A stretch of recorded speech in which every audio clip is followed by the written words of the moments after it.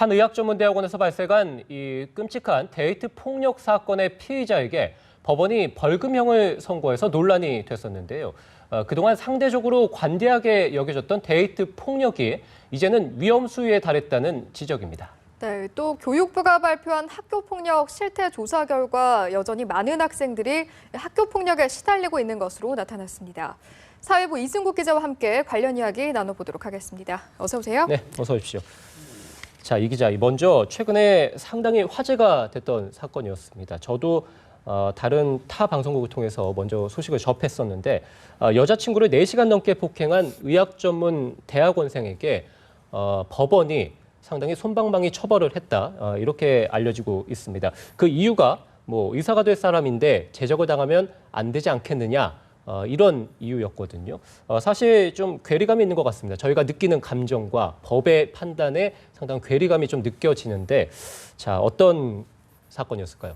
네, 먼저 간단하게 사건 설명을 드리면 지난 3월에 같은 의학 전문 대학원에 다니는 연인 사이에서 끔찍한 폭력 사건이 일어났습니다. 네. 여자친구의 전화 받는 태도가 마음에 들지 않는다는 이유로 남성이 새벽에 여자친구의 집에 찾아가서 무려 4시간 넘게 폭력을 행사한 건데요. 여성은 갈비뼈가 부러지는 등 크게 다쳤습니다. 네. 검찰은 남성을 재판에 넘겨서 징역 2년을 구형했지만 1심 법원은 1,200만 원의 벌금형을 선고하는 데 그쳤습니다. 그 이유를 보면 집행유예 이상의 형을 받으면 남성이 학교에서 제적당할 수 있다는 게 가장 큰 이유였는데요. 결국 이런 끔찍한 일을 당하고도 피해 여성은 가해 남성과 함께 학교를 계속 다니게 된 겁니다. 네. 비난 여론이 거세지자 어제에서야 해당 학교 측은 부랴부랴 해당 남학생을 제적 처분하기로 했다고 밝혔습니다. 네. 네, 정말 씁쓸한 느낌을 지울 수가 없는데요. 그런데 문제는 이번 일 같은 이른바 데이트 폭력 사건이 계속 늘고 있다고 하던데 어떻습니까? 네, 데이트 폭력은 그 연인 사이에서 생기는 정신적, 신체적, 성적인 폭력을 통틀어서 얘기를 하는데요. 네. 살인 사건으로까지 이어지는 등 최근 들어 점점 심각해지고 있는 양상입니다. 네. 지난 9월에는 헤어지자는 여자친구에게 남자친구가 염산을 뿌리는 엽기적인 사건이 일어났고, 네. 이른바 장롱 살인 사건과 시멘트 안매장 사건 역시 범인이 피해자의 남자친구였던 것으로 드러나 많은 사람들한테 충격을 주기도 했습니다. 경찰청이 발표한 자료를 보면 최근 5년 동안 데이트 폭력을 당한 피해자가 3만 6천 명이 넘는 것으로 드러났습니다. 데이트 폭력으로 숨진 피해자도 매년 50명 정도로 한 주에 1명꼴인 것으로 나타났는데요. 특히 연인에게 강제추행이나 성폭행을 당하는 경우가 지난해 680여 명으로 5년 전에 비해 2배 가까이 늘어난 것으로 조사가 됐습니다. 네. 이 데이트 폭력이라는 게 연인 사이에서 일어나는 것이다 보니까 쉬쉬하는 경우가 많기 때문에 경찰에서는 실제 피해자는 이보다 더 많을 것으로 이렇게 보고 있습니다. 네, 이 데이트 폭력의 피해자가 3만 6천 명에 달한다고 하니까 정말 상당히 심각하다는 게 느껴지고요. 숨고 피하기만 하면 끝은 없을 것 같고, 어쨌든 데이트 폭력에 대해서 대처할 수 있는 방법들을 우리가 좀 마련해야 되지 않을까 싶거든요. 자, 어떤 대책들이 좀 있는지 알려주시죠. 네, 최근에 이렇게 데이트 폭력이 심각해지다 보니까 인터넷이나 SNS 등에서는 안전이별법이라는 글이 떠돌기도 하는데요. 미국과 영국 등에는 데이트 폭력 피해자가 생기면 가해자로부터 격리하도록 법적 장치가 있는 반면에 네. 우리나라는 아직 이런 법적인 제도나 보완책이 미흡한 상황입니다. 데이트 폭력을 담당하는 수사기관이나 처벌 조항이 별도로 없기 때문에 네. 통상적인 폭력 범죄로 분류하고 있는데요. 이마저도 물리적인 폭력이 있을 경우에만 처벌이 가능하고 협박 같은 정신적인 폭력은 입증이 쉽지가 않아서 처벌하기도 어려운 게 현실입니다. 또 아까도 얘기가 나왔지만 사랑하는 사람들끼리 그럴 수도 있지 않냐. 그렇죠. 이런 또 생각들이 있기 때문에 이번 네. 의학전문대학원 사건처럼 일반 상식보다 처벌 수위가 낮아지는 경우도 많습니다. 상당수의 피해자들 역시 또 정에 이끌려서 구체적인 조치를 취하지 않고 용서를 해주는 경우도 이렇게 많이 있는데요.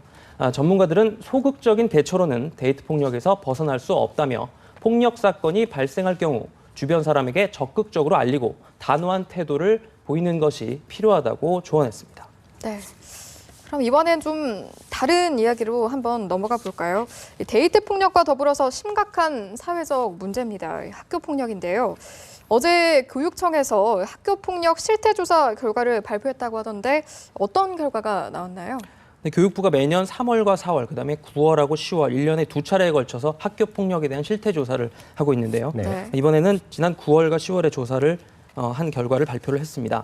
초등학교 4학년부터 고등학교 2학년에 재학 중인 학생 390만 명이 온라인으로 응답을 했는데요. 네. 조사 결과를 보면 일단 학교 폭력 피해 학생은 지난해보다 줄어든 것으로 나타났습니다. 15,000여 명이 감소했는데요. 하지만 여전히 34,000여 명의 학생들이 학교 폭력에 시달리고 있는 것으로 조사가 됐습니다. 구체적으로 살펴보면 학교 폭력은 교실 안에서 가장 많이 일어나는 것으로 나타났습니다. 네. 학생들의 절반 가까이가 이같이 답했고 복도와 학교 내 다른 장소라는 응답이 뒤를 이었는데 70% 이상이 학교 안에서 피해를 본 것으로 조사됐습니다. 네. 다음으로 학교 폭력이 가장 많이 일어나는 때는 쉬는 시간인 것으로 나타났습니다. 43%가 이렇게 대답을 했고요. 이어서 그 학교 이후, 그다음에 점심시간 순으로 결과가 나왔습니다. 폭력 유형을 한번 살펴보면 언어 폭력이 35%로 집단 따돌림과 신체 폭행보다 많은 것으로 조사가 됐고 네. 가해자의 71%는 피해자와 같은 학교, 그다음에 같은 학년 학생인 것으로 나타났습니다. 네. 그나마 한 가지 다행스러운 것은 이 학교 폭력을 신고하거나 도와줬다는 학생들의 비율이 점차 증가하고 있다는 점인데요.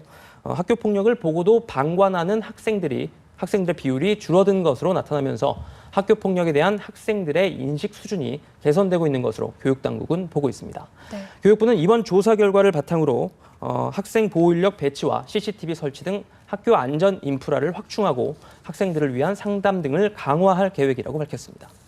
네, 지금까지 말씀 잘 들었고요. 지금 신체적 폭력뿐만이 아니라 사실은 우리가 폭력을 행사하는 것뿐만 아니라 언어적인 폭력도 같이 좀 생각을 해봐야 될 것 같고, 그리고 한국에서의 법적인 어떤 처벌이라든지 이런 좀 대책이 미흡하다고 하셨는데 빨리 좀 마련이 됐으면 좋겠습니다.